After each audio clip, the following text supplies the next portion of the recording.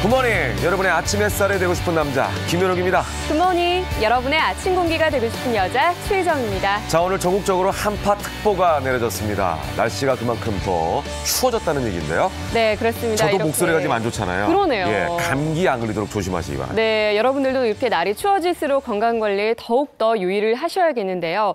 오늘 치유비책 시간에서는요, 50대 후반의 나이에도 불구하고 자신만의 비법으로 현재도 왕성하고 건강하게 활동하고 계시는 특별한 게스트 한 분을 저희가 모셨습니다. 여러분께서 얼굴을 확인하시면 참 반가워하실 겁니다. 그렇습니다. 자, 오늘 초대 손님 기대해 주시고요. 날씨부터 확인해 보겠습니다. 날씨로 출발! 굿모닝, 매일 아침 날씨를 전하는 김혜연입니다. 어제는 매서운 칼바람에 잠시 서 있기만 해도 몸이 절로 움츠러들었는데요. 오늘은 어제보다 더 춥습니다. 자세한 굿모닝 날씨 참고하시기 바랍니다. 날씨 출발합니다.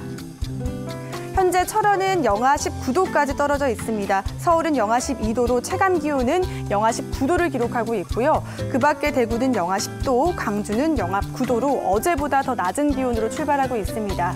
낮에도 추위에 안심할 수는 없습니다. 서울은 영하 6도, 강릉과 대구가 영하 2도, 부산은 0도로 대부분 영하권에 머물겠습니다. 추위 대비 잘 하시고요. 수도 간 동파 사고 없도록 주의하시기 바랍니다.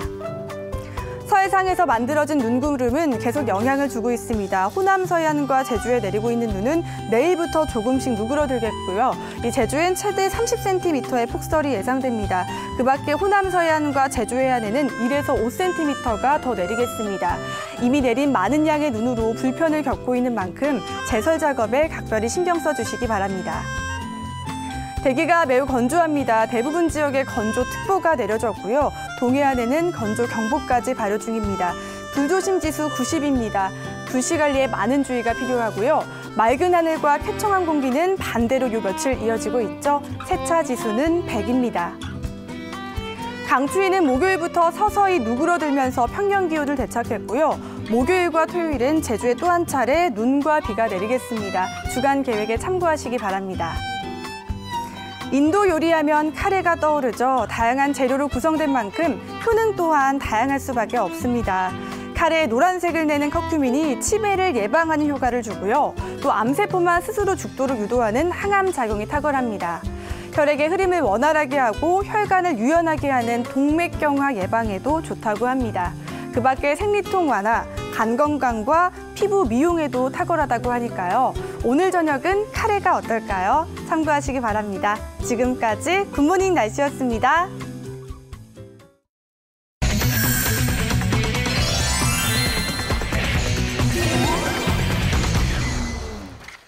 피플앤 이슈 시간입니다. 정철진 칼럼니스트 나오셨습니다. 어서 오십시오. 네, 안녕하십니까. 자, 저희가 그 보이스피싱의 피해에 대해서 여러 번 말씀드린 적이 있는데 이번에는 가상화폐가 보이스피싱으로 또 악용되고 있네요. 그렇습니다. 요즘에 가상화폐, 암호화폐 인기가 폭증을 하면서 이런 보이스피싱 같은 사기 사건에도 이 가상화폐가 이용되고 있다는 그런 충격적인 사실을 전해드리겠습니다. 작년 같은 경우에요. 총 이 보이스피싱으로 입은 이 사기액이 한 2천억 정도 되는데 이 중에서 150억. 그러니까 한 뭐 7, 8% 정도는 네네. 바로 이 가상화폐, 암호화폐와 연관이 돼 있다. 뭐 이렇게 보면 될 것 같습니다. 이 실질적으로 그럼 어떻게 이 가상화폐를 저런 보이스피싱에 활용을 하느냐? 바로 이 대포 가상 계좌다. 이런 생각을 하시면 될 것 같습니다. 즉 기존의 보이스피싱 같은 경우에는 우리가 대포 통장에다가 돈을 입금해라. 그다음에 이 사기범들이 돈을 인출해서 빼나가지 않습니까? 근데 지금은 대포 가상 계좌를 알려주고 여기에다가 입금을 하라고 하는 거거든요. 그럼 이제 대포 가상화폐 저 계좌로 돈이 입금되면 그걸로 가상화폐를 사죠. 네. 그런 다음에 약간 우리 시청자분들이 익숙하지 않을 수가 있을 텐데 저 가상화폐 같은 경우에는 이 송금이 가능합니다. 맞아요. 그러니까 내 디지털 지갑에서 상대방의 디지털 지갑으로. 그래서 일단은 코인을 구입을 합니다. 네. 그다음에 자신이 은밀하게 놔둔 또 다른 디지털 지갑으로 그 돈을, 코인을 송금을 하게 되면 네. 그때부터는 FBI가 와도 못 잡습니다. 훨씬 더 과거에 대포 통장 같은 경우에는 어쨌든 돈을 인출해야 되니까 뭐 인출하는 과정에서 붙잡기도 하고 이렇게 수사가 추적이 가능한데 가능했는데 이렇게 보이스피싱에 가상화폐를 이용할 경우에 한 번에 이 디지털 디갑으로 송금을 하게 될 경우엔 더 이상의 추적은 불가능해서 요즘 이 보이스피싱 사기범들이 바로 이 대포 가상화폐 계좌를 많이 이용했다는 그런 사실. 사기범들에게는 그야말로 어떻게 보면 좋은 기회가 됐네. 먹잇감이. 그렇죠. 먹잇감이 된 네. 겁니다. 예. 예, 그리고 또 말씀하신 대포 가상 계좌 이외에도 또 다른 신종 사기 수법이 있다면서요? 그렇습니다. 이제 작년에 그렇게 우리가 많이 보이스피싱 얘기를 해도 2천억 원 넘는 정도의 피해 액수가 발생했다라는 것은 그만큼 보이스피싱 수법도 굉장히 교모해지고 있다 이렇게 볼 수가 있는데요. 재미난 조사 결과가 하나가 있습니다. 이게 나이대별로 잘 속는, 그러니까 이 집중적으로 공략당하는 수법이 있다라고 하는데 네. 20대, 30대 같은 경우에는 정부기관 사칭형입니다. 그러니까 전화가 와서 뭐 여기 검찰청입니다. 네. 뭐 여기 금융감독원입니다. 해서 이제 접근을 하는 수법이 굉장히 많고요. 젊다 보니까. 그렇죠. 예, 그렇게 웬만한 건 안 속죠. 예, 다가오면은 일단은 무서울 거 아니에요. 맞습니다. 또 예. 공공기관에 대한 어떤 하나의 뭐 그런 것들이 있기 때문에 네. 로열티가 있기 때문에 그런 것이고요. 40대, 50대들은 작년 같은 경우에 대출 빙자형 보이스피싱이 굉장히 많다고 그래요. 그러니까 뭐 여기는 무슨 론입니다. 네네. 뭐 연 2%에 대출해 주겠습니다. 그런데요, 이거 거의 다 사기입니다. 그래서 실질적으로 뭐 대출을 받을 때 자신의 인감이나 이런 거 넘겨주면서 이게 사기를 당하는 경우가 있고요. 네. 50대, 60대 이상 어르신들에게는 여전히 이 납치형 보이스피싱이 아직도 기승을 부리고 있다라고 해요. 그래요? 이게 알면서도 당하는 그런 예. 상황이 됐습니다. 예. 자, 이렇게 유형이 다양하고 또 계속해서 신종 수법이 생기기 때문에 어쩔 수 없이 어떻게 보면 피해를 보는 것이 보이스피싱인데 그럴수록 정보를 좀 더 많이 접하시고 좀 조심하셔야 될 것 예. 같습니다. 네. 자, 다음 소식으로 넘어가 보죠. 한파에 방학에 이 실내 활동이 잦은 겨울철 층간소음으로 인한 갈등이 계속 심화되고 있다고 하는데 네. 특히 이번에는 이 반려동물로 인한 소음이 큰 문제가 되고 있다면서요? 네, 그래서 요즘에는 이제 층간 소음이라는 용어에서 한 걸음 더 나아가서 층견 소음이라는 하나의 뭐 신조어가 나올 정도입니다. 실질적으로 이제 지난 3일 서울 강동구의 한 주택가에서 네. 이 방화 사건이 났습니다. 그래서 그 내용을 보니까 60대 A 씨가 그동안에 옆집에 있었던 그 고양이 울음소리 때문에 굉장히 좀 괴로워해서 수차례 고양이 좀 항의를 조용히 시켜라 했는데도 안 되니까 이제 불을 내는 극단적인 선택을 하게 된 건데요. 네. 이 지금 보니까 이 층견 소음, 그러니까 여기서 견은 이 강아지뿐만이 아니라 고양이 같은 이제 애완동물 전반적으로 오는 그런 소음에 따른 피해가 급증을 하고 있다라는 건데요. 이 통계치를 좀 보면은 전체 이제 층간 소음에서 나오는 신고 중에서 약 한 5%, 4.6%가 이런 애완동물 관련한 네. 신고라고 합니다. 근데 문제는 현재 우리나라 같은 경우에는 그동안 워낙 이 층간 소음이 커가지고 소음 진동 관리법을 마련을 했거든요.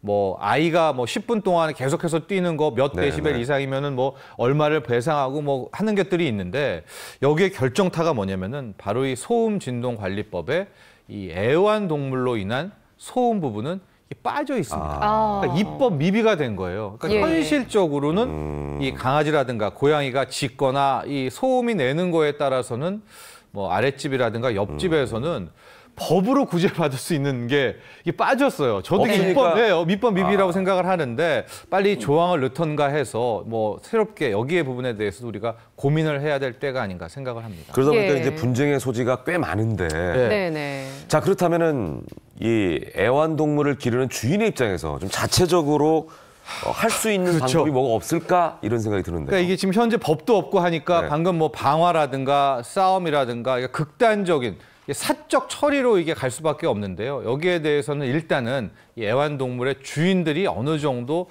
주의를 할 필요가 있겠습니다. 그래서 몇 가지 이제 동물 행동 심리 전문가들의 조언이 있는데요. 첫 번째로 말씀드리면은 이제 우리가 보통 강아지들이 많이 짖게 되는 그 타이밍이 네. 띵동 띵동 배를 울릴 맞아요, 때 맞아요. 뭐 아니면 사람들이 찾아올 때 네. 어마어마하게 짖습니다. 근데 이때 주의해야 될 게 뭐 짖지 마 하고 막 오히려 날카롭게 소리를 지르면 이 강아지 입장에서는 그게 자신에 대한 관심인 줄 생각을 하고 오히려 더 날 듣게 좋아하는구나. 앞으로 초인종 소리가 울리면 더 짖어야지, 더 짖어야지 이런답니다. 그래서 그럴 때 오히려 가만히 돌아. 그러면은 제풀에 지쳐서 이제 안 짖는다라는 것이고 두 번째 같은 경우가 이 애완동물의 자존감을 키워라라는 거예요. 저기 지금 나왔지만은 장난감에 간식을 숨겨두고 스스로 찾아먹는 연습. 저게 뭐냐면 홀로 문제 해결 의식을 높인다. 그렇게 될 경우에는 이 애완동물이 정서적으로 안정이 돼서 뭐 함부로 짖거나 떠들거나 하지 않는다라는 것이고요.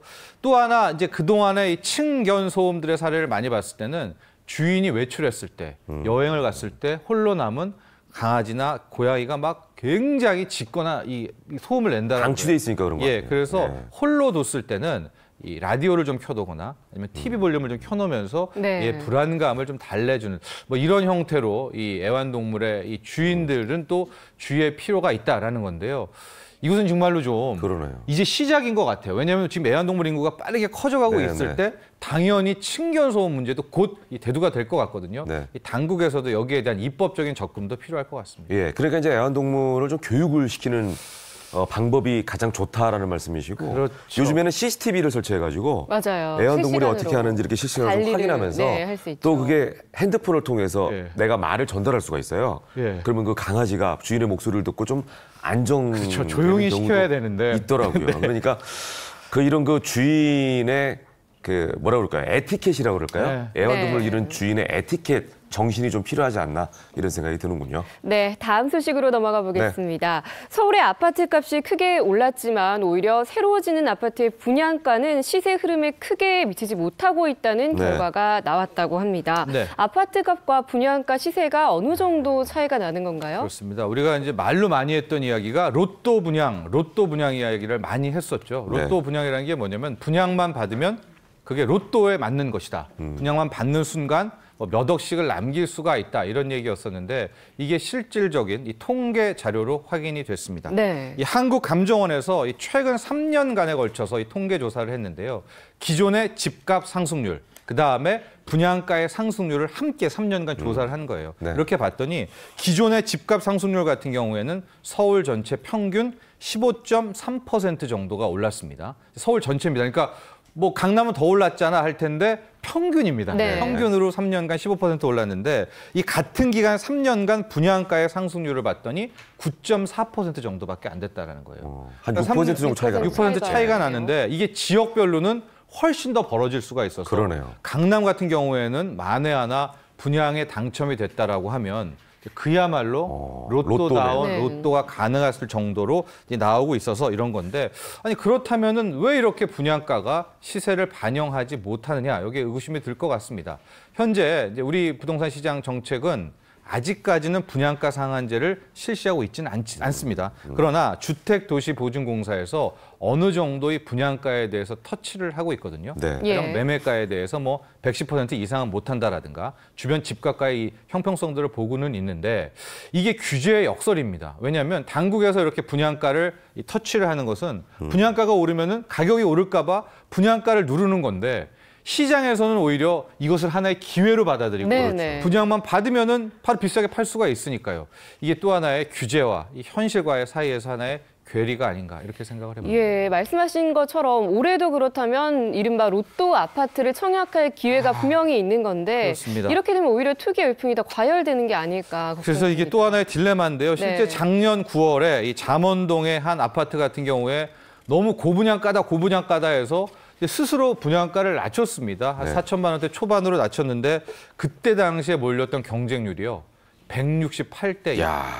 그리고 실제적으로 된 분은 아마 지금쯤 굉장히 웃고 있을 정도로 강남 아파트가 또 오르게 됐었는데 또 하나의 지금 규제 역설이 뭐냐면 이제는 이 집값이 너무 비싼데 대출을 못 받습니다. 그러니까 돈 있는 사람들만 현금 부자만 또 가능하고 그 사람들만 또 가격 차익을 누릴 수 있기 때문에 참 우리의 이 규제 당국이 국토부도 굉장히 고민에 빠져 있겠다. 또 이런 생각 듭니다. 그러니까 빈익빈 부익부 현상이 더 심화될 수 있는 가능성이 그렇죠. 여기에 또 규제 역설까지 덧붙이는 거죠. 그러네요.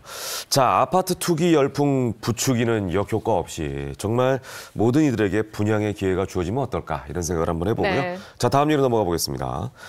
앞으로는 편의점에서 복권을 살 수 없게 된다면서요? 그렇게 될 것 같습니다. 이게 지금 왜 문제가 되냐면 네. 이 기획재정부에서 오는 12월 1일부터 이제 로또를 온라인 판매를 시작을 한다 이렇게 밝혔습니다. 하고 앞으로는 이 온라인 판매 쪽으로 비중을 더 넓히게 될 이제 그럴 양상이거든요. 그렇기 때문에 현재 오프라인 판매 중에서 이 편의점의 분량이 한 8%, 9% 가까이 됩니다. 네. 그래서 앞으로 이 편의점부터 일단 오프라인 쪽에 로또 판매, 법인 매장들을 줄이겠다 이렇게 밝히게 됐는데요. 이 실질적으로 왜 로또 온라인 판매를 하게 되느냐, 이게 여러 가지 뭐 이유가 있는 것 같습니다. 현재 디지털의 시대의 흐름이기도 하고 앞으로는 또 관리 차원에서도 이 온라인 판매 쪽으로 가게 되는데요.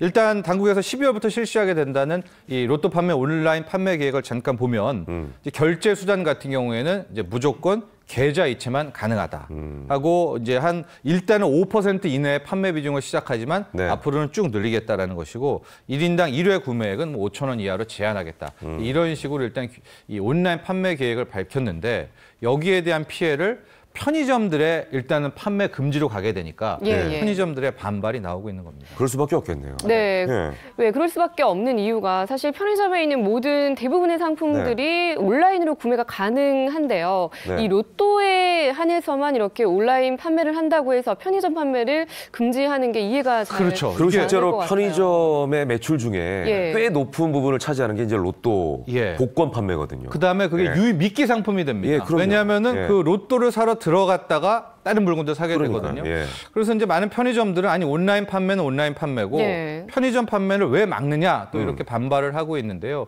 당국의 입장은 조금 다릅니다. 왜냐하면 이제 온라인 판매가 시작되면 결과적으로 많은 분들이 이제 온라인 쪽에서 사게 될 거 아니겠습니까? 네. 근데 현재 우리 로또의 판매 액수는 정해져 있고 이 오프라인 판매처를 보면 이 편의점뿐만이 아니라 이제 국가유공자라든가 네. 또 이 사회 이 취약계층에 대한 뭐 장애인이라든가에 대한 배려된 차원에서의 판매점들이 있거든요.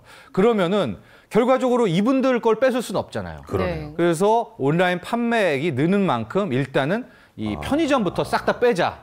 이제 이게 당국의 방침이거든요. 근데 이제 여기에 대해서 편의점들은 형평성, 공평성 그렇죠. 논란을 제기를 하면서 네. 예. 왜 우리가 먼저 당해야 되느냐 여기에 대한 강력 반발을 하고 있습니다. 그러네요. 그러니까 총액은 정해져 있기 때문에 네. 예, 다른 쪽의 액수가 늘어날 만큼 어느 쪽이 줄여야 되는 건 그렇죠. 이해가 또 되는데 국제유공자나 사회변료층이 그렇죠. 하고 있는 그 오프라인 매장은 뺏을 수가 없지 않습니까? 네. 그래서 여기에 대해서 편의점이 이 타겟가 됐다 이렇게 보시면 되겠습니다. 이제 그러다 보니까 계속해서 형평성 논란이 끊이질 않을 것 같은데요. 자, 앞으로 어떻게 조율이 될지 지켜봐야 할 문제인 것 같습니다. 네, 다음 네. 소식입니다. 요즘 기생충 하면 아무래도 옛날 얘기다, 또 남의 나라 얘기다 이렇게 생각하는 분들도 많으실 것 네. 같은데요. 최근 기생충 안심지대라고 생각했던 수도권 도심에 사는 시민들에게서도 기생충이 발견이 됐다면서요. 이게 어떻게 된 일이죠? 그렇습니다. 예. 이 통계 자료만 보면 굉장히 충격적인데요. 네. 이 서울대 병원에서 약 한 10만 명 정도의 이제 내병 환자를 통해서 조사를 했더니 100명 중 3명, 그러니까 약 3.4%, 3%가 기생충에 현재 감염돼 있다는 네. 이제 결과가 나오게 된 겁니다. 네. 그런데 그 내부를 좀 들여다보면 상황은 우리가 과거에 기생충 했던 것과는 조금 다릅니다. 네. 왜냐하면 이 기생충 종류가 조금은 특이한 것들이거든요. 그냥 간흡충이라든가 폐흡충이라든가 그러니까 특정 강력한 기생충에 걸린 환자들이 있었기 때문에 우리가 이제 알고 있는 기생충은 뭐 회충, 구충 맞아요, 이런 것들 맞아요. 아니겠습니까? 네. 그래서 상황은 좀 다른데 그럼에도 불구하고 일단 통계치로는 약 3% 정도가 이 기생충 감염이다. 뭐 이런 사실을 알려드리고요. 또 하나 지금 말씀드렸던 이런 간흡충이라든가 뭐 폐흡충이라든가 유구조충은 우리가 알고 있는 이제 그런 기생충 약을 먹어서는 해결이 안 된다고요? 안 됩니다. 그러니까 따로 병원에 가서 이 진단을 받고 거기에 따른 약을 처방을 받아야 되니까요.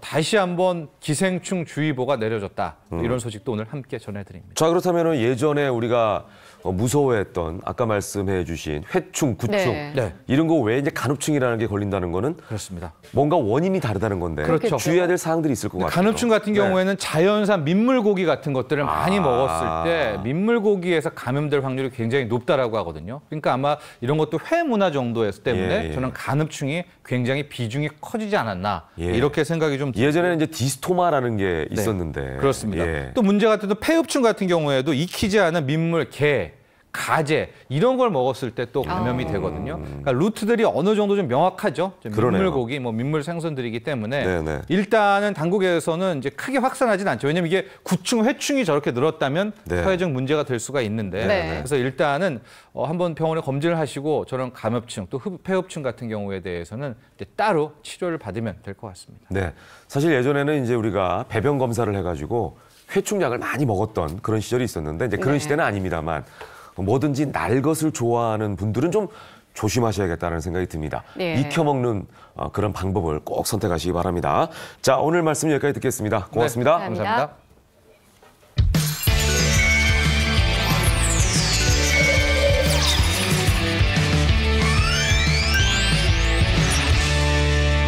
이번에는 알짜배기 건강 정보를 전해드리겠습니다. 치유비책 시간입니다. 네. 오늘 또 한 분의 특별한 손님을 저희가 네, 모셨는데요. 제가 앞서서도 말씀드렸었죠. 네, 한때 이분의 노래를 모르면 간첩이라고 할 만큼 네. 전 국민적인 사랑을 받은 히트곡의 주인공입니다. 자, 이분을 네. 스튜디오로 모셔보겠습니다. 음악 주시죠.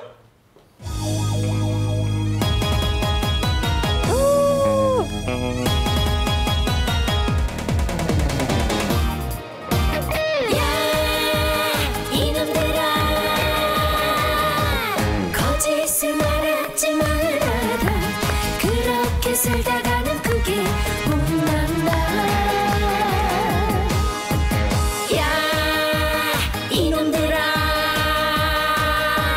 거짓을 말하지 말아라 거짓이 판을 치는 세상이라 하지만 잘난 척 이제 그만해 이제 그만 너희는 이제 끝났어 용궁에 다시 평화 오겠네 토끼가 자라에게 속은 줄 아니 속은 척한 거지 모른 척한 거지 오는 말이 고와야 가는 말이 고운 거야 야 이놈들아 크게 혼나기 전에 개과천선하거라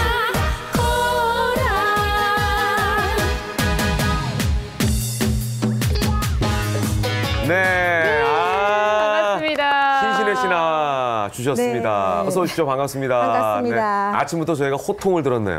네. 네, 정말 신신혜 씨 야. 하면 건강관리의 대명사로 유명한데요. 그럼요. 요즘에 네. 사실 뭐 암, 고혈압, 당뇨, 혈관 문제 이런 걸로 고민하는 분들이 참 많으신데 신신혜 씨야말로 이 네 가지를 꽉 잡고 계시다면서요. 워낙 건강관리 철저하시니까. 예, 예. 예. 그냥 그렇게 집중해서 좀 신경을 쓰죠. 네. 그러나 이 건강이라는 건 일단 타고나야겠더라고요. 네, 네, 네. 그래도 우리가 또 주의해야 할 건 해야 한다는 거. 네. 그래서 인명은 제천이란 말은 확실히 맞아요. 네, 네. 네. 그러나 또 천명제인이라고 해가지고 오. 우리가 또 노력할 건 또 노력하고 네. 여러 가지 예. 좀 신경을 써서 네, 살아야죠. 네. 예. 그러니까 뭐 건강은 타고난다라는 말씀을 하셨는데 사실은 이제 신신혜 씨 어머님께서는 건강하지는 못하셨죠? 그러니까 비만이 만병의 예. 근원인 것 같아요. 예. 예. 그래서 저 놔놓고 몸이 이제 부흥을 했대요. 비만해졌어요. 예. 복부 비만이 대단했어요. 예. 그래서 40대에 고혈압이 왔고, 아이고. 50대에 당뇨가 왔고, 아. 50대 중반에 뇌졸중이 왔었고, 그리고 이제 이 혈관이라는 게 당뇨, 네. 고혈압이라는 거는 혈관이 다 이제 파이프에 이제 끼는 거예요. 그리고 네. 이제 맞아요, 맞아요. 예, 예. 문제가 이제 다 오는데 네, 네.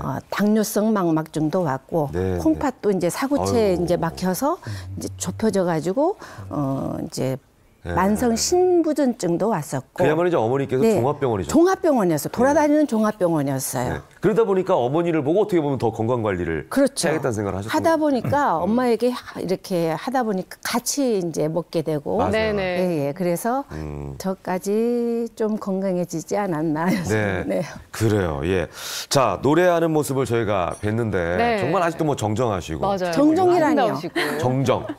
정정이 아니라 싱싱하죠. 그러니까요. 제 이름이 뭡니까? 예. 싱싱해요. 아직도 싱싱하시고. 예. 그리고 그 뭐 용군가도 부르셨지만 예전에는 뭐 세상은 요지경부터 해가지고 맞아요, 히트곡도 맞아요. 많으시고. 자, 그렇다면 과연 어떻게 건강 관리를 하셨는지 정말 궁금한데 오늘의 주제가 바로 이겁니다. 네. 네, 오늘의 치유비책 주제 암, 성인병 꽉 잡은 신신의 건강 비법 하나씩 살펴보도록 하겠습니다. 네. 네, 오늘 도움 말씀 주실 전문가 두 분도 함께 오셨습니다. 송재현 암의학과 전문의 그리고 민혜연 가정의학과 전문의 어서 오세요. 어서 오십시오. 반갑습니다. 네. 자, 민 선생님은 우리 저 신신혜 씨가 노래하는 모습 처음 보시죠? 현장에서. 현장에서 보는 건 처음이죠. 근데 어릴 때 TV에서는 그 맞아요. 세상은 요지경 이런 건 본 적 있어요. 어릴 때라고 하시면은 신신혜 선생님이 정말. 싫어하십니다. 예전에. 너무 나이 차이가 나는 것 같잖아요. 예. 아니 근데 보시면서 막 흐뭇하게 아까 웃고 계시더라고요. 굉장히 밝게 사시는 분이시거든요. 예. 맞아요. 자, 그러면은 오늘 신신혜 씨의 건강 비법을 하나하나 예, 살펴보면서 우리도 여기에 대해서 배워보도록 하겠습니다. 네. 첫 번째 바로 볼까요? 이겁니다. 바로 양파. 양파입니다. 양파. 예, 특별한 게 나올 거라고 생각했는데 약간 의외이기도 합니다, 사실. 네. 네. 양파. 약품보다는 네. 천연식품에서 찾는 게 참 좋은 것 같아요. 네. 다 양날의 칼이 있잖아요. 그렇죠. 이 화학물질은 아무래도 단점도 있단 말이에요. 그렇겠죠. 근데 이 양파에는 껍질 속에 더 많대요. 케르세친이라든가 네. 뭐 글루타치온이라든가 뭐 황화아릴 뭐 이런 게 많대요. 아이고, 예. 그래서 이거를 생으로도 많이 먹고 예. 네, 네. 또 이렇게 잘라가지고 끓여요. 예. 그래서 그걸 이제 물로. 물만 이렇게 수시로 마시고 또 야, 마늘도 지금- 많이 먹어요. 지금 보니까 그 양파로 물을 끓여가지고 예, 예. 계속 그 냉장고에다 보관하시면서 드시는 그런 모습을 좀 보여주고 있는데 지금 이거 껍질을 끓이는 건가 봐요. 그렇죠. 껍질도 그렇고 또 네. 알갱이도 잘라가지고 같이? 네네. 아, 이건 이제 그게 껍질만 진하네요, 또 분리해놨네요. 국물이. 네. 아, 근데 이 양파를 드시게 된 이유가 있겠죠? 아 그렇죠. 이게 무엇보다도 어디가 안 좋으셨어요? 저는 나쁘진 않아요. 네. 나쁘진 않은데 예방을 위해서. 이제 드시는 그 거죠? 저의 이제 혈액을 깨끗하게 하기 위해서도 네, 네. 그렇고 무엇보다도 대사성 질환이 안 와야지 돼요. 비만하지 않게 하고 고혈압, 당뇨라든가 고지혈증이 없어야 되는데 고지혈증이 제가 좀 살짝 있었어요. 수치가 어느 정도 됐어요?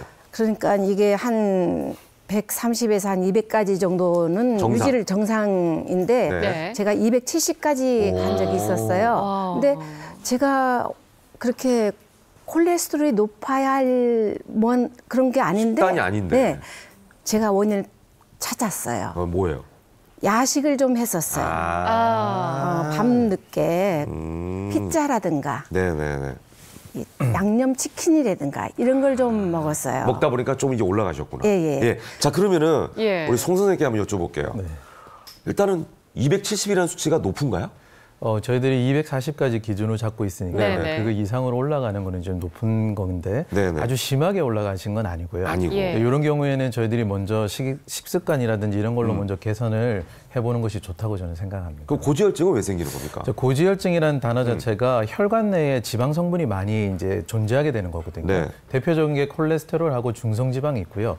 이것들이 이제 고지혈증이 되면 심혈관계 증상과 관련이 있다고 알려져 있어가지고 네. 저희들이 많이 신경을 쓰죠. 물론 최근에는 이 고지혈증 콜레스테롤만으로 심혈관계가 오는 건 아니라고 하는 분들도 있어요. 왜냐하면은 심혈관계 증상의 한 3분의 1 정도만 고지혈증이 있는 분들이거든요. 그래서 다른 동반되는 염증이라든지 또는 호모시스테인 같은 것들도 같이 신경을 써야 된다 하지만 네. 어쨌든 고지혈증이 있으면은 이것이 비만이라든지 당뇨 이런 대사성 질환과 연관이 있기 때문에 네네. 저희들이 신경 써야 되고요. 네. 고지혈증은 대부분 잘못된 식습관이나 또는 비만 환자들에게 많이 생기는 편입니다. 근데 좋은 콜레스테롤은 높았거든요. 그럼에도 불구하고 엄마를 보고서 이 콜레스테롤에 대해서 예민해서 약간 강박관념. 네, 그래서 제가 그 고지혈제까지도 제가 이렇게 처방받아서 먹었는데 그걸 오랫동안 먹으니까 이 근육통 같은 게 좀 있어요. 그래서 음식으로 이제 다 돌린 거예요. 그래서 이 그래서, 몸을 예. 항상 예. 체중을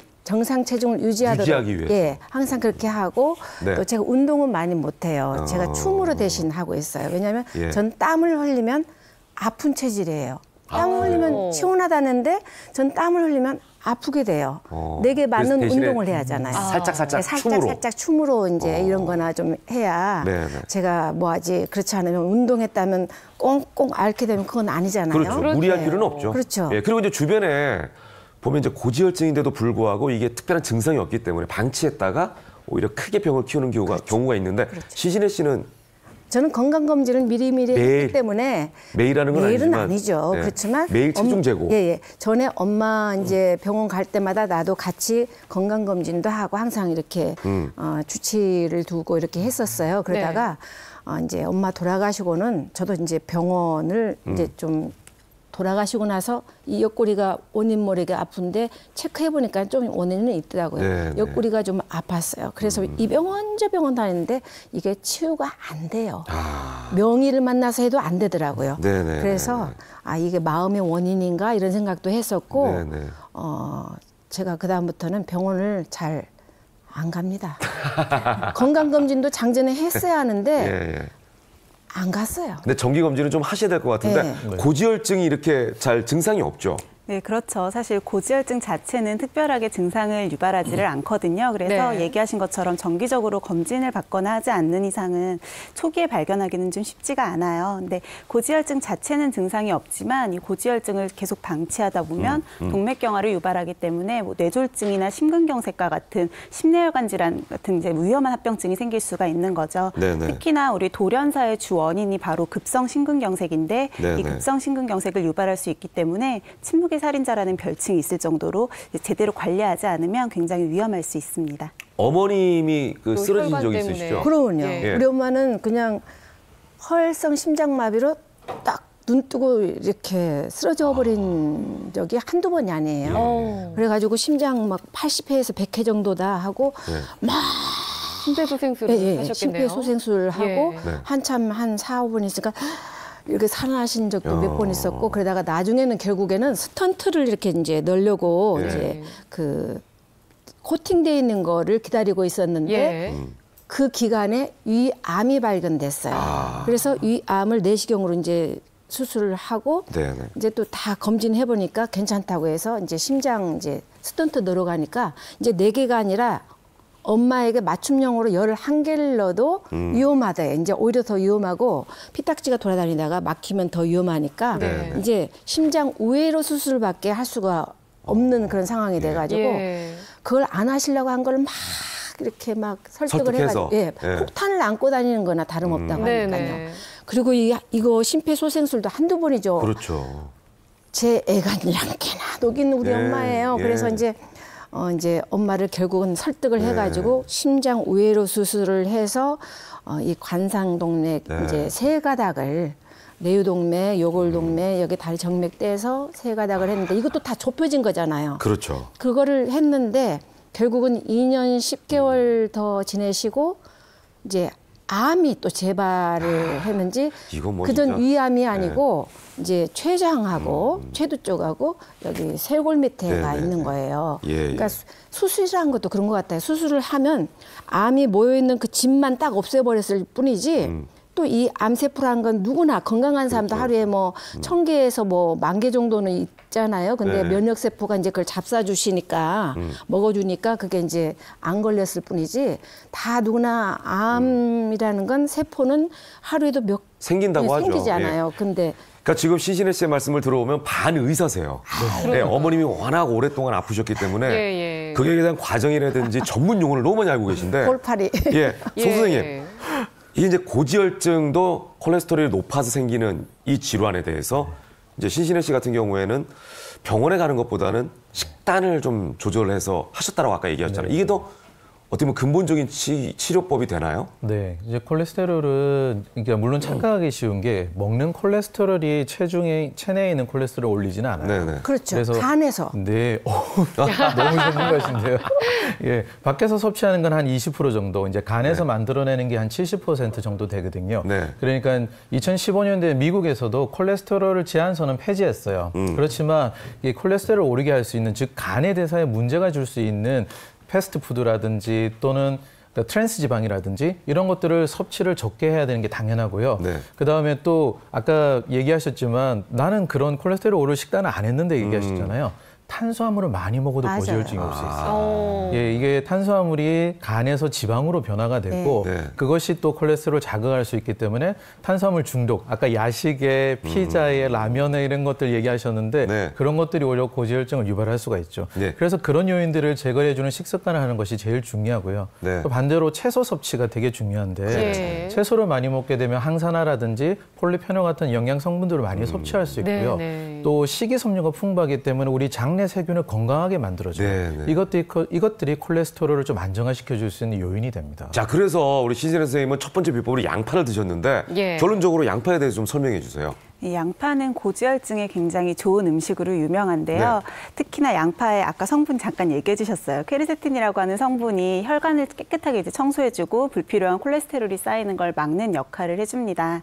네, 신신혜 씨 습관 아까 보니까 양파를 그냥 속 알맹이만 드신 게 아니고 껍질까지 같이 드셨잖아요. 네. 굉장히 좋은 습관인데요. 이 퀘르세틴이라는 성분은 속 알맹이보다는 양파 껍질에 더 많이 함유가 돼 있고요. 많게는 60배 이상이나 더 많이 함유가 돼 있다고 하니까 평소에도 고지혈증 예방을 위해서 이제 이런 양파를 드실 때는 속 알맹이만 드시지 마시고 껍질을 같이 잘 말려서 뭐 차로 우려내시거나 양파 물로 드시면 더 좋습니다. 네. 예. 저는요 네. 아침 식사를 거의 이제 활성산소를 많이 없애줄 수 있는 화이토케미칼이 많이 풍성히 들어있는 이런 음식을 많이 먹어요. 첫째 과일은 예. 제가 워낙 좋아하니까 네. 과일하고 또 여러 가지 여기서 얘기할 수는 없지만은 좋은 그 이제 뭐 예를 들자면은 그 화이토케미칼 네. 약간 그런 거를 많이 이렇게 들어있는 거를 네. 이렇게 뭐 이런 얘기는 하면 무슨 협찬품이라고 한다는데 그게 아니고 저는 사 먹어요. 이제 네, 네. 처음에는 협찬이었지만 브랜드는 얘기하시면 예, 다 사 먹고 있어요. 사 먹고 있는데 제가 이제 이 항산화제를 비타민 C라든가 비타민 E, 오메가 3가 많이 들어있는 이런 음식 같은 거 이렇게 네. 많이 먹고 그리고 이제 그 뭐 아보카도 네네. 오일도 좀 먹고 네네. 그리고 뭐 아로니아라든가 무슨 뭐 네네. 블루베리라든가 이런 거를 많이 먹어요. 그리고 잘 얘기하셨어요. 예. 예, 브랜드는 얘기 안 하셨으니까. 말은 드시는 안 것만 하죠. 그리고 얘기하셨으니까. 예. 카카오 닙스도 좀 먹고 예. 또 골고루 이제 아침에 그것만 먹어도 충분해요. 그리고 좋은 건 다 드시네. 예, 예. 커피에다가 이제 커피도 이제 네. 그냥 우유에다가만 타서 이렇게 예. 한 잔 먹어야 이제 각성이 되죠. 네네. 그럼 아침 그렇게 먹고 나면 과일 한 사발 먹고 나면 든든하고 예. 먹기 싫어요. 네. 그다음에 점심은 이제 뭐 네. 한 좀 예. 풍성하게 먹고 예, 그러니까 선생님 저희가 조금 하나하나 살펴볼게요. 하나하나. 네네. 예, 지금 이제 가는 과정입니다. 예. 너무 한꺼번에 풀어놓으시면 시청자분들이 궁금해하지 않으니까 네. 하나하나 갈게요. 이렇게 다양한 방법으로 건강 관리를 하고 계신데 그 첫 번째 비법이 바로 양파였고요. 그 중에서도 이제 양파 네, 얘기하셨고. 예. 자, 두 번째는 뭔지 공개합니다. 공개하겠습니다. 방금 전에 살짝 힌트를 주셨는데. 네, 바로 소식이었습니다. 예. 식단 관리를 하면서 이게 함께 시작을 했다고 말씀을 해주셨죠. 방금 전에 살짝 얘기하셨어요. 저는 조금 먹어요, 막 이렇게. 근데 예. 저는 풍성히 먹는데 우리 이제 동생이라든가 조카라든가 네. 양이 적다고 저보고 그래요. 주위 사람들이 나보고 양이 적다고 그래요. 네. 저는 실컷 먹거든요. 근데 조금 먹는다고 그래요. 아, 왜요? 저는 그러니까 제가 양이 이 좀 양을 작은가 봐요. 적게 이제 네. 만드셔서 그야말로 소식을 먹기에는 성공을 참 많이 하시네요. 먹은 네, 것처럼 저는 느끼는데 풍성히 결과적으로 조금 먹은 네, 거예요. 남들이 볼 땐 남하고 비교하면 네. 적게 먹는 그러니까 양이 이제 적은 양보다는 거죠. 질로 승부를 하신 거네요. 그렇지만 아까 선생님께서 얘기하시듯이 이제 식단은 균형 잡히게 잘 먹되 네네. 단백질, 뭐 탄수화물, 지방, 그리고 비타민, 무기질, 그리고 식이섬유, 화이토케미칼 이 7대 영양소를 골고루 먹는데 특히 비타민하고 네. 이 화이토케미칼이 풍부한 거를 주로 이렇게 많이 챙겨서. 먹어요. 예. 자, 지금 뭐 식단 얘기를 해주셨는데 뭐 소식이라는 거 작게 네. 먹는다는 게 굉장히 중요할 것 같아요. 근데 아까도 어머님에 대한 얘기를 전반에 했습니다만 가족이 이런 거 질병에 걸리게 되면 사실은 식단 자체가 가족을 쫓아가기 때문에 바뀔 수밖에 없을 예, 것 비슷하게 같아요. 먹게 그렇죠. 되면 이제 네. 가족력이라는 걸 우리가 생각할 수밖에 네, 없잖아요. 그렇죠. 네. 저희는 이제 그 방금 얘기하셨던 암이든 대사성 질환, 고혈압, 당뇨 이런 것들은 식습관하고 연관이 많이 있고요. 그러니까 네. 가족력이 당연히 생기게 됩니다. 그러니까 유전병은 아니에요. 그러니까 이 유전자 질환이 있어서 다음 환자가 꼭 발생한다 이런 건 아닌데 네. 가족들의 질병이 있으면 발생할 확률이 높아진다는 거죠. 특히 네. 뭐 고혈압 같은 경우 부모 중에 한 분이 이제 고혈압이라면 한 30% 정도 자녀가 생길 확률이 높아지고 네. 두 분이 다 그렇다면 한 50%까지도 높아지기도 하고요. 당뇨 같은 경우도 부모에게 당뇨가 있다 그러면은 한 10에서 40% 정도까지 발병률이 올라간다고 합니다. 그런 것도 아마 아직 원인이 정확하진 않지만 유전적 소인도 조금씩 있다고 보고요. 그다음 또 하나는 이 식습관이 제일 중요한 거고요. 특히 대사성 질환은 이 세포 기능이 손상이 오는 게 많은데 아까 어머님이 건강이 좀 안 좋으시다 그랬잖아요. 네. 세포 기능은 대부분 어머니한테서 물려받습니다. 아, 그래요? 예, 아버님보다는 어머니한테서 많이 물려받기 때문에 여성들이 건강이 정말 중요합니다. 그러네요. 네. 왜냐하면 또 여성의 경우에 태아를 임신하고 있다가 그렇죠. 예, 출산을 하기 때문에 예. 이 그러네요. 임신하고 있는 기간에 어머니의 모든 걸 물려받잖아요. 아마 네, 그런 영향이 있을 것 영향도 같아요. 많이 있고요. 예. 예, 아무튼 우리 신신혜 씨는 소식을 하시다 보니까 비만 걱정은 정말 없으실 것 같은데. 그러니까 밤 어떠세요? 이후에 안 먹는 게 중요한 것 같아요. 맞아요. 저녁에 이제 회식 같은 거 하잖아요. 네. 그러면 가서 딱 양질의 음식만 몇 점 딱 먹고 그러니까 절제력이 안 대단하신 먹어요. 거예요. 절제력. 대단하십니다. 진짜. 그건 이제 식사 예. 이런 조절 같은 건 전 좀 그렇다고 하더라고요. 네. 남들은 막 이렇게 맛있어 그러고 막 네. 이렇게 드시지만 제가 저는, 그래요. 예, 저는 예. 그래요. 저는 안 먹을 건 안 먹어요. 예. 너나 드세요. 예. 안 먹어요. 굉장히 이제 비인간적인 분이세요. 네. 건강 관리에 철저하신 철저하신 분이고 이성적이고 아유. 이런 이제 식습관이 필요한데 실제로 그 소식이 비만 예방하는 데 도움이 되겠죠? 네, 당연히 도움이 되고요. 네. 이제 우리가 흔히 얘기하는 소식이 그냥 단순히 적게 먹으라는 게 아니고 내 몸에 필요한 그 하루 필요 칼로리의 한 70%에서 80% 정도만 먹는 걸 얘기를 합니다. 그러니까 몸에 남는 에너지가 없기 때문에 이런 잉여 에너지가 지방으로 전환이 돼서 살이 찌는 것을 당연히 막아줄 수가 있고요. 또 단순히 비만 예방에만 도움이 되는 게 아니고 우리 몸에 있는 염증 수치를 낮춰주거든요. 그래서 네. 노화를 예방하는 건강 효과도 같이 얻으실 수 있습니다. 네. 송 선생님. 일단 나이가 들어가면 네. 이제 젊은 시절에는 많이 먹어도 많이 쓰잖아요. 예, 예. 나이가 들어가면 소식하는 게 더 중요할 것 같아요. 그럼요. 방금 네. 얘기하신 것처럼 남은 에너지들이 이게 염증을 유발할 수 있는데 네. 저희들이 젊었을 때나 나이가 들어서도 양은 거의 비슷하거든요. 맞아요. 그런데 대사 기능도 떨어져 있고 기초 대사량도 떨어져 있고 운동량도 부족하고 그러다 보니까 이 남아 있는 부분에 대해서 염증들이라든지 이런 걸로 많이 문제가 되죠. 예. 대사 질환이라든지 또는 노화 이런 것들로 많이 이제 나타나게 되고요. 그래서 소식을 해주면은 방금 얘기하셨던 활성산소를 많이 줄여서 염증을 줄여주는 게 제일 좋고요. 또 이게 소식을 하게 되면은 인슐린 자극을 적게 해서 인슐린 성장인자라든지 자극이 적게 돼요. 예. 그럼으로 인해서 암 성장이라든지 이런 데도 예방 효과가 있습니다. 아, 그렇군요. 근데 사실 뭐 소식 참 좋은 얘기인데 네. 누구에게나 모두에게나 해당하는 얘기는 아닐 것 같고요. 소식을 해서는 안 되는 사람도 분명히 있을 것 같은데요. 네, 특히나 주의하셔야 되는 분들이 당뇨가 있으신 중년 이상의 분들이세요. 네. 그러니까 당뇨병이라고 하는 게 우리 몸에서 혈당을 조절하는 인슐린이라고 하는 호르몬 분비에 이상이 생겨서 그러니까 혈액 속에 좀 많은 양의 포도당이 돌아다니는 상태인 거거든요. 그래서 이걸 그러니까 관리를 하기 위해서 우리가 인위적으로 경구혈당 강화제나 아니면 인슐린과 같은 약들을 사용을 해서 혈당을 낮춰주는 거죠. 네. 그런데 소식을 하게 되고 칼로리가 너무 낮아지게 되면 오히려 저혈당에 빠질 가능성이 높아지게 됩니다.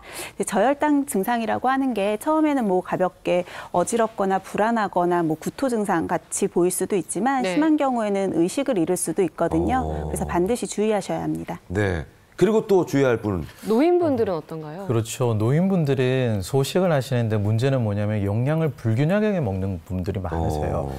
소식은 하셨지만 방금 신신혜님처럼 여러 가지 골고루 영양을 먹게 되면은 세포의 기능들이 좋아지지만 어르신들은 밥이나 김치 딱 하나만 넣고 먹을 때가 많거든요. 맞아요. 다른 어떤 경우는 것들이 혼자 계시니까 막 물 말아가지고 그냥 네, 대충 드시는 분들. 예, 소화기구도 힘드시고 이러니까 그런 분들은 이 거기에다가 소식까지 하게 되면 너무 영양이 결핍이 되죠. 아, 그러네요. 또 젊은 여성분들이 다이어트 하실 때도 네. 너무 소식하시고 영양 불균형이 오게 되면은 또 문제가 됩니다. 아, 이런 분들 조심하셔야 될 것 같습니다. 예, 이제는 마지막 비법으로 네. 넘어가 보겠습니다. 함께 보시죠. 자, 세 번째 비법은요.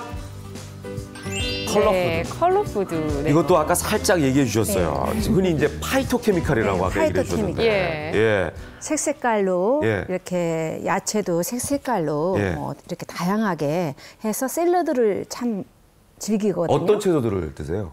채소는 뭐 있는 대로 있는 거기 대로. 뭐 브로콜리라든가 파프리카라든가 양파도 거기도 넣어요. 그리고 아보카도도 넣고 네. 그리고 양상치 네. 뭐 여러 가지를 넣어요. 블루베리도 아까 있더라고요. 블루베리도 넣죠. 네. 그래가지고 요 풀레를 띄워요, 항상. 네. 그래가지고 요 풀레를 거기에 이제 그거를 이제 양념을 이제 천연 양념 네, 그런 거를 해가지고. 이렇게 집어넣어서 그걸 뿌려서 먹으면 예. 한 사발 맛있게 잘 먹습니다. 아, 지금 보니까 네. 직접 채소를 정성껏 썰고 있는 모습 보이는데 하나하나 저게 보니까 준비하는 모습이네요. 양배추 썰어가지고 이제 넣으시는 거고. 양배추도 넣기도 하죠. 네. 그리고 토마토도 토마토도 넣고 리코펜이 많은 그리고 이렇게 모양도 잘 내셔서 드시네요. 혼자 드시는데도.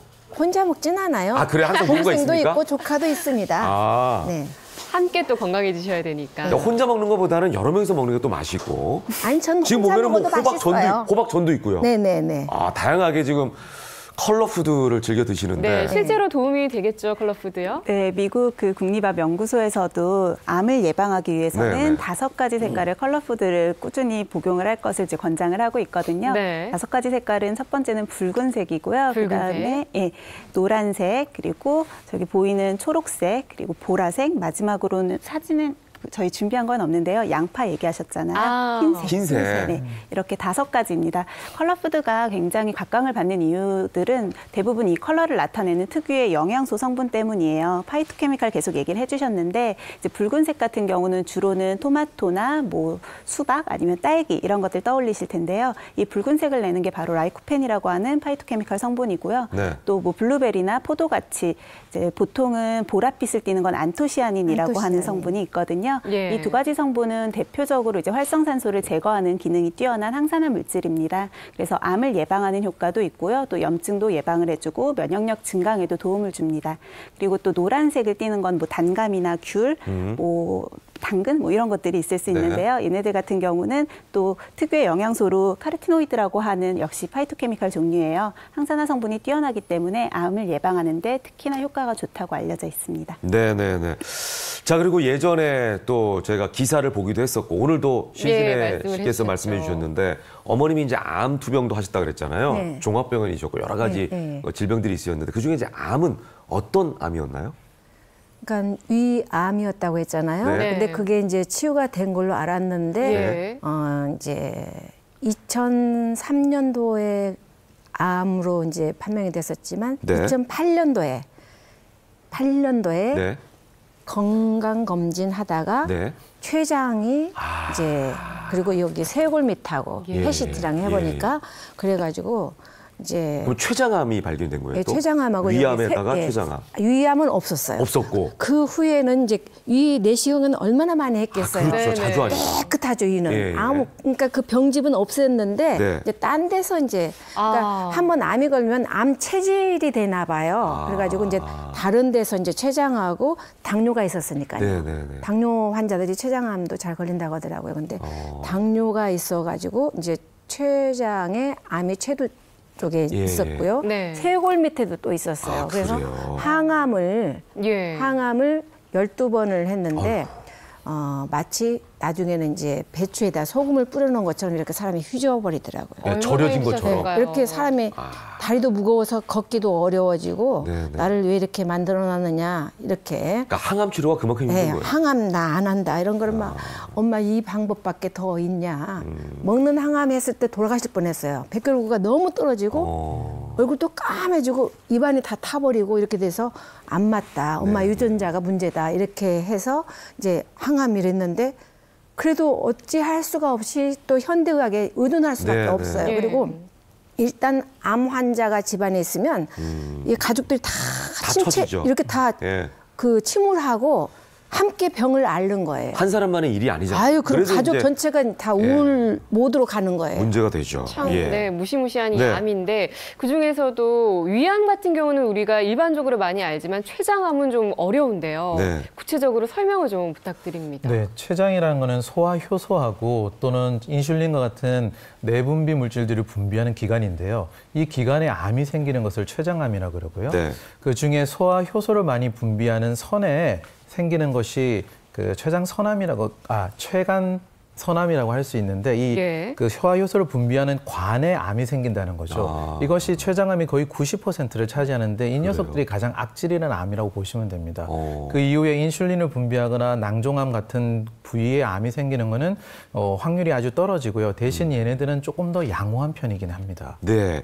자, 생각보다 이 췌장암 우리가 잘 모르고 있음에도 불구하고 많은 사람들이 앓고 있다면서요? 네, 국립암센터 보고에 따르면 매년 5,000명이나 새로 췌장암에 대해 진단을 받는다고 해요. 네. 그런데 더 문제가 되는 건 이 5,000명 중에 대다수를 차지하고 있는 연령대가 따로 있거든요. 네. 바로 40에서 60대 정도의 이 중년층입니다. 전체 환자 중에 62.6%나 차지를 하고 있으니까 특히 중년분들 건강검진 받으시거나 할 때 꼭 예. 챙겨서 확인하시면 좋겠습니다. 네.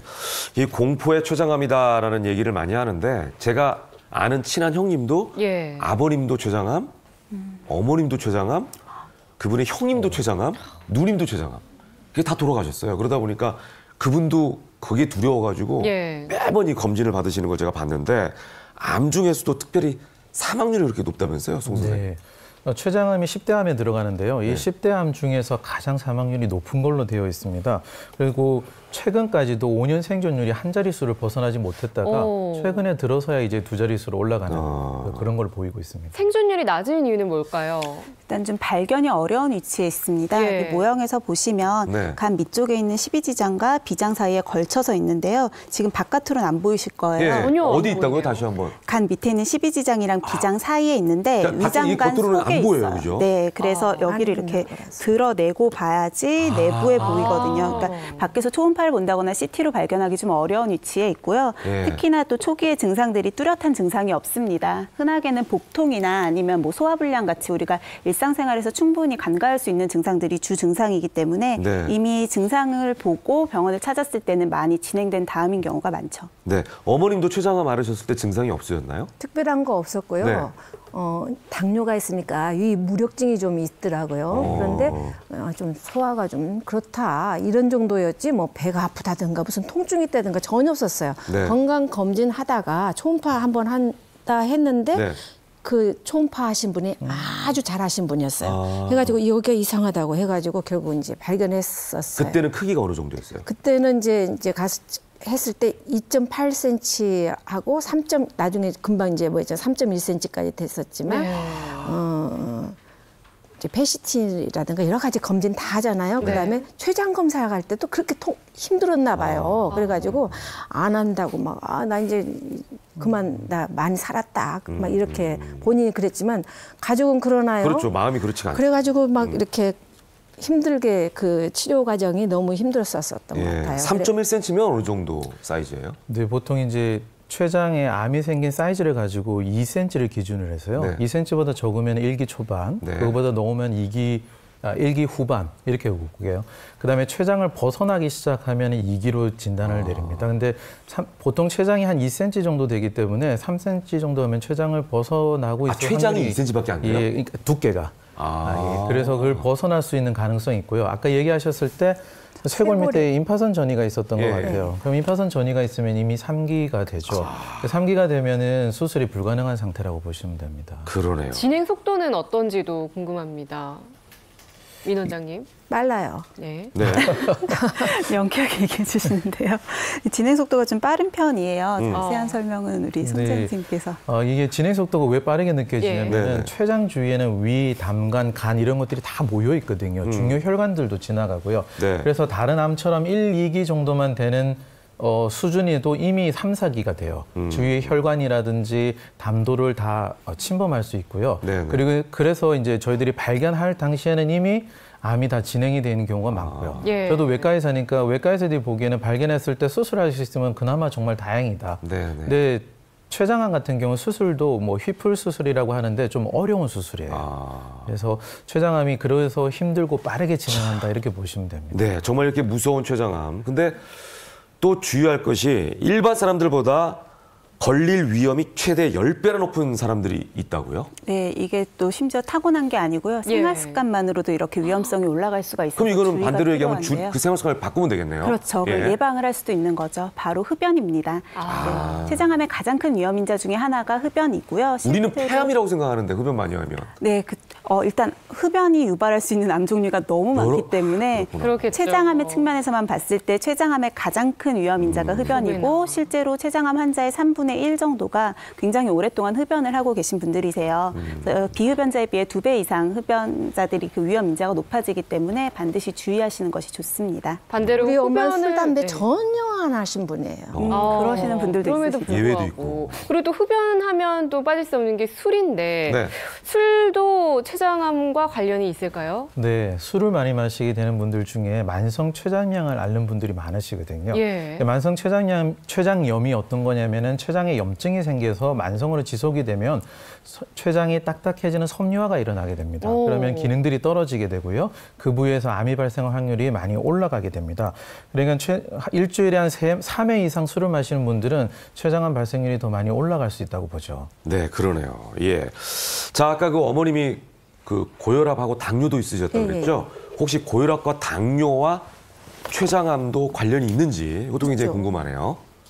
네, 당뇨. 일단 당뇨 얘기를 아까 설명을 드릴 네. 때 인슐린 분비 얘기를 했었잖아요. 그러니까 췌장과 굉장히 밀접하게 연관이 있는 질환이기 때문에 당뇨가 있으신 분들은 췌장암에 걸릴 확률도 많게는 10배 이상이나 증가할 수 있습니다. 근데 특히나 주의하셔야 되는 분들이 있으세요. 가족력이 전혀 없었는데 중년 이후에 갑자기 당뇨에 걸리시는 분들은 췌장암과 연관이 돼서 나타나는 증상일 수 있으니까 반드시 추가적인 검사를 받아보시는 것이 좋습니다. 네. 예, 신신 씨 같은 경우도 아무래도 가족력에 대한 걱정이 크실 것 같아요, 당연히. 그렇게 불안한 마음을 가지면 더 안 좋죠. 예, 네. 건강에는. 그렇겠죠. 그렇지만 이제 신경은 쓰죠. 예. 그래서 항상 제가 이제 비만하지 않도록 그 지방 세포가 그 염증 상태로 되잖아요. 네. 그래서 항상 비만하지 않도록 하고 항상 이제 체중 유지를 네, 잘 네. 해나가요. 그리고 이제 이 음식 같은 거 조절을 예, 잘하고 그러니까. 운동은 그 대신 춤으로 하시고. 무용으로 좀 하고 그리고 항상 무엇보다도 이 마음이 즐거워야 돼요. 네. 마음- 항상 뭐 밝게 사시니까. 예, 밝게 살죠. 네, 네. 그렇죠, 살죠. 예, 마음이 항상 이렇게 감사와 기쁨이 네. 이렇게 항상 이렇게 유지되도록. 화내는 얼굴이 전혀 상상이 안 될 정도로 항상 웃고 계신 얼굴이. 엄마 돌아가셨을 때는요, 제가 웃는데 웃는 모습이 어색한 거예요. 그때는. 그때는 뭐 워낙 슬픔이 크니까 그런 거고. 그 침울하고 그 슬픔이란 게 네. 아예 이렇게 배어 있으니까 웃는데 웃는 게 아니고 예. 뭐 하는 거야? 아, 얼굴 표정이 너무 아닌 거예요. 그렇죠. 그때는. 예, 예. 근데 지금 저 신신혜 씨 같은 경우 워낙 그 가족력이 있기 때문에 거기에 대한 어떤 약간의 그 방어적인 입장에서 예. 지금 생활을 하고 계신데 췌장암 같은 경우에 특히 이제 이렇게 가족력 때문에 걸릴까 말까 이렇게 걱정하는 부분은 좀 이해가 되는 것 같아요. 네, 그렇죠. 그죠? 췌장암도 유전적 소인이 있다고 봅니다. 한 7.8%, 많게는 한 10% 정도에서 가족들이 췌장암에 있는 경우 유전적인 소인을 가지고 발현할 가능성이 있고요. 만약에 50세 이후에 가족 중에 췌장암이 걸린 분이 있거나 또는 췌장암 환자들이 한 2명 이상 계시게 된다면은 유전적 소인을 가질 확률이 높죠. 하지만 유전적 소인은 발현이 돼야 되는 거거든요. 그러니까 식습관이 되게 중요하고요. 그 예. 유전자가 발현되지 않도록 관리를 하는 게 중요한데 재미있는 게 어떤 거냐면 췌장암은 커지면 자랄수록 포도당을 흡수하는 수용체가 많아져요. 예. 그래서 탄수화물을 좀 줄여서 관리해 주는 것이 좋은 방법입니다. 네. 뭐 두말하면 잔소리겠습니다만 예. 췌장암도 초기 발견이 되게 중요하겠죠? 그렇죠. 특히 진행 속도가 빠르기 때문에 네. 초기에 발견하는 것이 좋을 텐데요. 우리가 보통 암을 병기로 나누게 되잖아요. 1기부터 4기까지 나누면 보통 1, 2기는 좀 조기에 발견된 사이즈가 작은 경우이고 이때는 수술이 가능한 상태입니다. 근데 반면에 좀 진행이 된 다음인 3기나 4기는 수술 대상이 아닌데요. 아까 잠깐 선생님께서도 얘기해 주셨지만 사실 췌장암은 완치를 하려면 수술을 해야 되거든요. 네네. 그러니까 수술 대상이 아니라는 건 그만큼 완치가 어렵다는 뜻이고 보통은 항암 치료나 방사선 치료로 통증이나 증상을 경감시켜주는 정도로밖에는 이제 치료가 좀 어렵습니다. 네네. 하지만 또 초기에 발견을 한다고만 하면 완치가 불가능한 것은 아니거든요. 네네네. 이전보다 완치율 자체도 많이 증가를 해서 1기에 발견을 했을 경우에는 한 50% 그리고 2기에 발견했을 때도 20%에서 30% 정도 완치 가능성이 가능성이 있으니까 조기 발견이 그만큼 중요한 거죠. 네, 네네. 그래서 저희가 이번에는요, 이 무시무시한 췌장암을 의심해 볼 수 있는 증세를 화면으로 준비해봤습니다. 네. 여러분 함께 보시죠. 자, 네, 총 5가지입니다. 네. 첫 번째는요, 6개월간 이유 없이 체중이 5% 이상이 빠졌다. 이유 없이. 네, 그리고 등 윗부분에서 통증이 발생한 적이 있고, 네. 대변에 피가 묻은 적이 있고요. 네. 또 식욕 부진이 오랫동안 지속이 되고, 지속적인 복통이 발생을 했을 때 췌장암을 의심해 볼 수 있다고 합니다. 네. 네. 자, 신신혜 씨 한번 체크를 해보시죠. 5가지가 있는데 예. 6개월간 이유 없이 체중이 5% 이상 빠졌다. 등 윗부분에서 통증이 발생한다. 대변에 피가 묻어있다. 식욕부진이 오랫동안 지속된다. 지속적인 복통이 발생한다. 5가지 중에 해당 사항 없어요? 야, 다행이네요. 예. 자, 저희도 없어요. 다행히 다행히. 예, 이런 저희도 증상은 체크를 안 했어요. 없네요. 없어서. 네. 정말 다행이네요. 저 쉽게 있는 증상들이 아니다 보니까 예. 대부분은 없는 분들이 더 많고요. 그만큼 해당하는 증상이 있으면 빨리 병원에 찾아서 검진하시는 것이 중요합니다. 이 중에 개수가 중요한 건 아니겠죠, 손 선생님? 네, 개수가 중요한 건 아니고요. 네. 좀 비특이적인 증상이잖아요. 이것이 꼭 췌장암이란 건 아는 건데 이런 거 췌장암이 워낙 증상이 없다 보니까 이런 증상이 있을 때는 꼭 한 번쯤 검진을 해보시는 것이 좋을 것 같습니다. 네.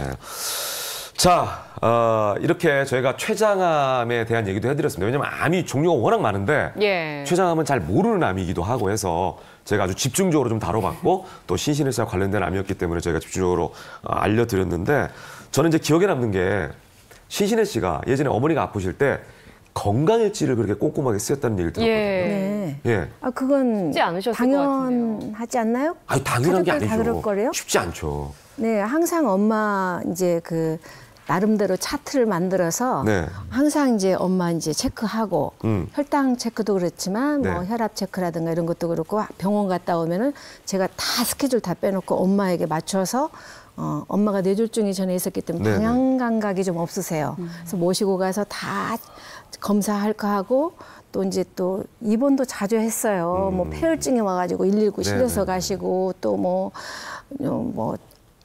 그럼 기본적으로 하루에 건강일지 쓰는 거는 네. 뭐 혈압하고 혈당 예, 이런 거 다 체크해가지고 쓰시는 거예요? 예, 그런 거 쓰고 몸무게 뭐 이런 것도 몸무게도 체크도 하고 야. 그리고 이제 가서 병원에서 검진했으면 네. 이제 뭐 콜레스테롤이라든가 중성지방치 이런 것도 다 비교해가지고 쓰고, 예, 다 그리고 수치적으로. 신장 검사한 거 있잖아요. 콩팥 검사, 눈 뭐 당뇨성 망막증 네네네. 때문에 내저도 몇 번 했고 뭐 손목 터널 증후군도 와 있었고 여러 가지 뭐 종합병원이었었어요. 그래서 병원 갔다 오면 다 또 체크한 것 다 거기서 네네네. 뽑아달라고 해요. 네. 다 붙여놓고 네. 이렇게 해왔지만 그게 무슨 소용이 있어요. 아니 그래도 이렇게 관리하셨으니까 어머니께서 어떻게 보면 그 생명을 좀 더 연장할 수 있지 않았을까 이런 생각이 맞아요. 드는데. 이렇게 가족들의 역할이 네. 정말 중요할 것 같습니다. 네, 암 환자가 가족들이 생기면 가족들도 정말 너무 힘들거든요. 예. 그리고 그 중에서 제일 중요한 게 사실은 대화라고 생각해요. 서로 대화가 되지 않으면은 이제 단절이 일어나기 시작하고 오해도 생기거든요. 암 환자분은 미안해서 얘기를 안 하는 경우도 있어요. 네네. 통증이라든지 이런 것들 가족들이 너무 힘들어할까 봐 얘기 안 하는 분도 있고 또 가족들은 이 환자분들이 힘들어할까 봐 또 웬만한 것들은 얘기를 안 하기 시작하는데 맞아요. 소통이 안 되죠. 예, 그렇게 되면은 서로가 조금씩 오해가 되거나 아니면 서로 풀어야 될 것들을 해결하지 못하는 거죠. 네. 그리고 또 중요한 건 스킨십인 것 같아요. 특히 네, 암 환자들이 통증이 있다 보니까 거의 손을 안 대세요. 그냥 이제 그런데 특히 부부간이든 그 부모간이든 이렇게 같이 손을 잡아주고 안아주고 만져주는 스킨십이 네. 그 병의 치료에 효과가 좋다는 논문들이 많이 나오고 있습니다. 예. 네, 저는 네. 엄마에게 자주 안아줬어요. 네. 엄마 사랑해 이러고 그러니까. 잘 그랬어요. 특히 이제 따님이니까 그 역할을 더 잘해서 지금도 약간 이제 엄마 네, 얘기하니까 목소리 좀 붉어지셨네요. 촉촉해지시는데 자 이렇게 해서 지금까지 신신혜 씨의 건강 관리 비법에 대해 살펴봤습니다. 여기서 끝나지 않고 저희가 한 가지를 더 준비했습니다. 네. 암을 예방하는 해독 밥상에 대해서 알아봤습니다. 네, 그렇습니다. MD 앤더슨 암센터와 대한암예방학회가 함께 추천한 암 예방하는 해독 밥상인데요. 네, 그 첫 번째는 바로 고구마였다고 합니다.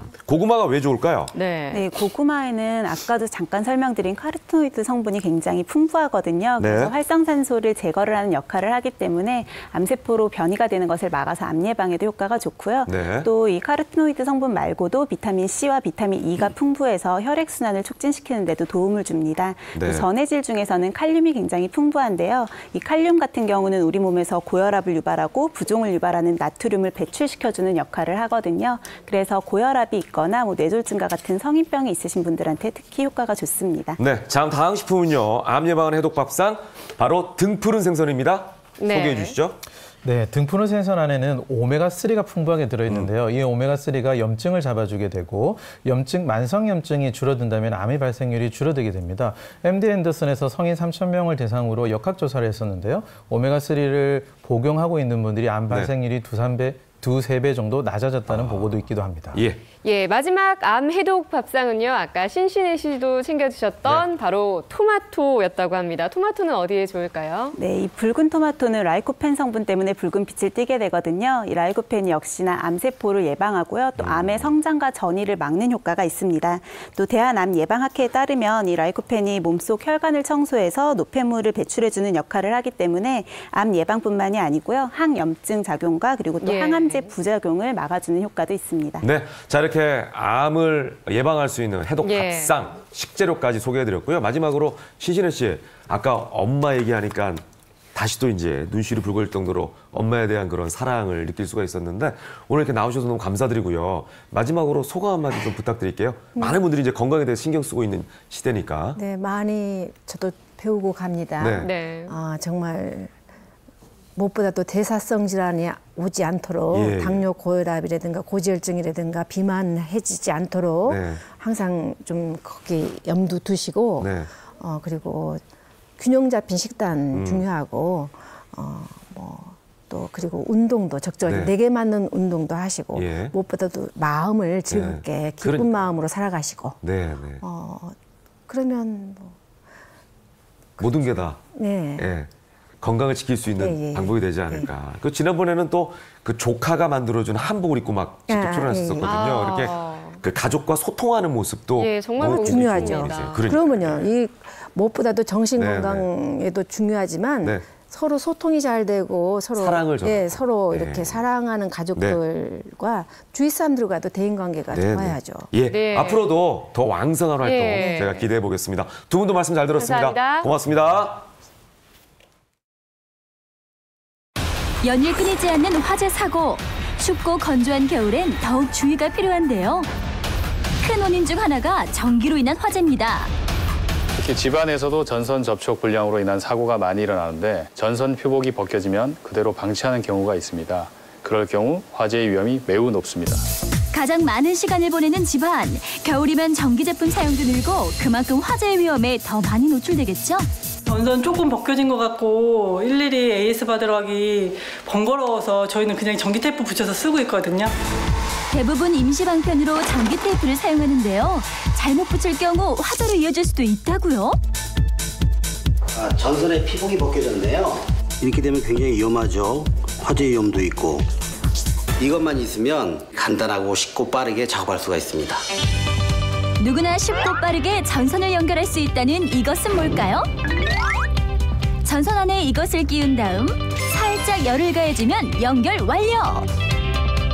수축 튜브 내에 납땜 재료가 들어가 있습니다. 표복이 가운데서 납땜이 되면서 수축 튜브가 수축을 하고 굉장히 견고하게 연결을 할 수 있는 제품입니다. 납땜으로 한 번, 수축 튜브로 한 번. 이중으로 잡아줘 간단해 보이지만 단단하게 고정되는 원리. 해보니까 생각보다 너무 쉽고 이제 수리업체 안 가도 되고 하기 쉬운 것 같아요. 작은 커넥터를 사용하면 화재의 위험은 안녕! 안전하게 연결 완료! 그렇다면 이 커넥터 어떻게 만들어지게 된 걸까요? 전선 연결이 잘못되어서 일어나는 화재 사고들이 다반사로 있는데 이 제품을 국내에 소개하게 되면 전선 연결의 편리성과 안전에 많은 기여를 할 수 있을 것 같아서 이 제품을 개발하게 되었습니다. 잘못하면 느슨하게 감길 수 있는 전기 테이프와 달리 누구나 쉽고 단단하게 연결할 수 있는 전선 커넥터. 과연 안전성에도 확실한 차이가 있을지 방수 실험을 해봤습니다. 테이프로 연결한 전선을 물속에 넣자 약 1시간이 경과 후 자동으로 꺼지는 누전 차단기.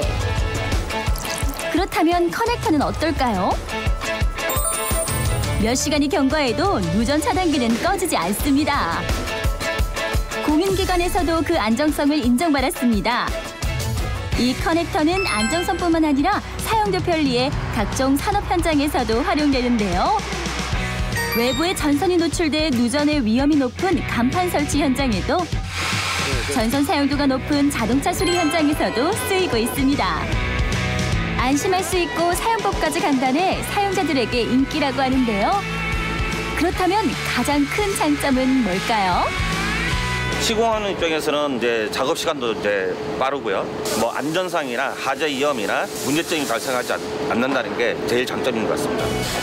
광범위한 분야에 사용되는 만큼 편의성과 안전성이 중요한 전선 커넥터. 모든 걸 만족시킨 똑똑한 아이템이네요. 복잡함을 간편함으로 바꾼 두 번째 아이템은 뭘까요? 눈이 오고 낙엽이 쌓이면 고생이 이만저만이 아닌데요. 갈쿨이나 빗자루 같은 걸 사용했는데 잘 쓰러지지도 않고 시간도 오래 걸리고 많이 힘들었죠. 이 버튼 하나로 편리하게 바뀌었다고 합니다. 기계를 들고 왔다 갔다 움직이기만 하면 쏠살같이 달아나는 낙엽들. 참 간단하죠? 소형 엔진 제품에 비해서 배터리를 이용함으로써 버튼 하나로 일반 가정집에서 누구나 손쉽게 사용할 수 있다고 보겠습니다. 비밀은 바로 이 건전지에 있습니다. 기존 농기계들은 화석연료를 활용해 사용이 쉽지 않았는데요. 시동 걸기도 힘들고 냄새도 많이 나고 매연도 많고 해서 유지하기가 영 힘들죠. 시동 걸기가 훨씬 더 간편하고 무게도 가벼워서 언제든지 마음 놓고 쓸 수 있을 것 같습니다. 건전지를 충전하고 버튼을 누르기만 하면 장전 완료. 잠시만요. 기름을 넣고 수동으로 시동을 걸고 일반 가정에선 사용할 엄두조차 안 나는 소형 농기계를 가전제품 쓰듯 쉽게 사용할 수 있습니다. 이렇게 개발된 농기계가 총 14가지, 무엇보다 편의성에 중점을 두었는데요. 가정에서도 손쉽게 충전을 해서 기계들을 쓸 수 있게끔 하는 데 중심을 두게 되었습니다. 화석연료 대신 전기에너지를 이용해 전기만 연결하면 충전 완료! 유지비도 절감되었습니다. 화석연료 엔진을 떼어내고 전력으로 에너지를 발생시키는 모터를 장착했기 때문인데요. 편리한 점은 이뿐만이 아닙니다. 무거운 화석연료 엔진을 떼어내서 무게도 2배 이상 확 줄었습니다. 게다가 매연 발생이 없어 친환경적이기까지. 모든 게 디지털화되는 시대에 아직도 화석연료를 사용하는 농기계의 불편함을 느껴 긴 시간 연구개발 끝에 탄생한 아이템이랍니다. 불편함이 아이디어로 바뀌어 세상을 편리하게 만든 아이템들. 앞으로의 활약도 기대해봅니다. 겨울철에 특히 뼈마디가 시리고 아프다는 분들 많으시죠? 네, 그래서 준비했습니다. 겨울철 뼈 건강을 지키는 방법 영상으로 함께 보시죠. 아차 하는 순간 넘어지는 빙판길. 뼈가 약하면 작은 충격에도 골절이 되기 십상인데 무너지는 뼈를 건강하게 지키는 방법 지금 바로 공개합니다. 네, 김현욱의 굿모닝입니다. 이상하게 생긴 채소를 봤어요. 콩나물 같은데 살찐 콩나물? 귀하네요. 네? 어이? 콩나물이 살이 쪘다고요? 수소문 끝에 찾아간 곳. 정말 뚱뚱한 콩나물이 있다 있어. 오, 그놈 참 요상하게도 생겼네요. 콩나물인 듯 콩나물 아닌 콩나물 같은 너? 알쏭달쏭한 차태를 뽐내는데 정체를 알 수 없는 이 녀석 과연 시민들은 알까요? 파 같기도 콩나물 같기도 하고 인삼인 줄 알았어. 뚱뚱한 콩나물 같아요. 뚱뚱한 콩나물을 직접 키운다는 이분 대체 뭐예요? 이게 땅콩 일주일 키운 겁니다. 바로 땅콩 새싹인데요. 땅콩을 발화시켜 일주일 정도 키우면 이렇게 쑥쑥 자란 채소가 된답니다. 어두운 곳에서 3시간에 한 번씩 물을 주면 잘 큽니다. 땅콩이 콩나물처럼 자란다니 정말 신기하죠? 2, 3일쯤 땅콩에 뿌리가 생기고 땅콩이 벌어지면서 싹이 자라는데 6, 7일쯤 지나면 이렇게 큰다는 것. 땅콩일 때보다 지방은 줄고 항산화 및 숙취해소 성분은 증가한다는데 이 땅콩 새싹을 4년째 즐겨 먹고 있다는 주부를 만나봤습니다. 땅콩 새싹이 건강에 많은 도움이 됐다고 하는데요. 이거 골다공증이 이제 수치가 많이 이제 안 좋으니까 꼬부랑 할머니가 된 것 같고 이거 이러다가 진짜 주저물러 앉아 있는 거 아닌가 걱정이 됐죠. 근데 이제 정말 땅콩 새싹이 뼈 건강에 도움이 될까요? 땅콩에는 항산화 작용을 하는 레스페라톨 성분이 많이 들어있는데요. 노화라든가 암의 예방에 도움이 됩니다. 소이사포닌 성분은 골다공증을 예방하는 데도 도움이 됩니다. 실제로 땅콩 새싹 속 소야사포닌 성분은 뼈 파괴를 억제하고 뼈 생성 촉진 효과가 뛰어난데요. 이러한 땅콩 새싹의 효능을 알고 삼시세끼를 땅콩 새싹과 함께하고 있다는데 땅콩 새싹 밥도 해먹고 국도 끓여 먹고 볶아도 먹고 활용할 수가 있어서 좋아요. 밥부터 국, 반찬까지 땅콩 새싹으로 꾸며진 건강 밥상입니다. 머리 부분은 고소하고 줄기에선 단맛이, 뿌리에선 약간 쌉쌀한 맛이 난답니다. 땅콩 새싹을 꾸준히 챙겨 먹은 덕분에 건강하고 활력 있는 삶을 되찾았다고 하는데요. 운동 후엔 꼭 빠짐없이 챙겨 먹는 게 또 있다는데? 아니, 이건 대체 뭐예요? 지인한테 추천받은 땅콩 즙이라는 건데 그냥 연한 차 같아요. 근데 이제 간편하게 먹을 수 있으니까. 땅콩 새싹, 몸에 좋다고 많이 먹어도 될까요? 네, 땅콩 새싹은 채소류로 구분이 되는데요. 보통 채소류의 1인 1회분 분량이 70g이기 때문에 땅콩 새싹 약 5개 내지 6개 정도가 적합할 것 같습니다. 하지만 뼈 하면 가장 중요한 건 우리 몸의 중심축인 척추 건강이겠죠? 척추가 무너지면 건강을 다 잃는다고 해도 과언이 아닌데요. 척추 건강을 지키는 방법을 알아보기 위해 남원을 찾았습니다. 그곳에서 만난 수상한 부부. 이 엉덩설 안에 밖에서 나무 토막으로 뭐 하시는 거예요? 운동하는 거예요. 나무 토막으로 운동을 한다고요? 이렇게 하면 등이 시원하고 속도 편안해져요. 점점 더 궁금해지는 나무 토막의 정체, 궁금하시죠? 이곳에서 나무 토막의 정체를 알 수 있다고 하는데 동네 사람들 허리 밑에 하나씩 받치고 있는 나무 토막 발견. 나무 받침대를 등에다 고여주면 물리적 작용으로 내 등이 펴지죠. 그리고 그 지압하는 효과를 볼 수가 있습니다. 들어왔죠? 나무 받침대로 흐트러진 척추를 바로잡을 수 있도록 돕는 척추 교정 운동이라는데 허리가 아팠었는데 와갖고 하니까 바로 잡으니까 아주 좋아졌어요. 그런데 이 나무 받침대가 정말 척추 건강에 도움이 되는 걸까요? 정상적으로 우리가 눕게 되면 척추와 바닥이 이루는 그 빈 공간의 정도가 약 4cm, 5cm 정도 되겠는데요. 그 공간을 이런 나무 토막이 메꿔주게 되면은 그를 통해서 혈액순환이 잘 된다든가 또는 척추의 정렬과 배열을 좋게 하는 데 도움을 줄 수 있겠습니다. 나무 받침대는 S자형의 건강한 척추를 이룰 수 있도록 돕는다는 것.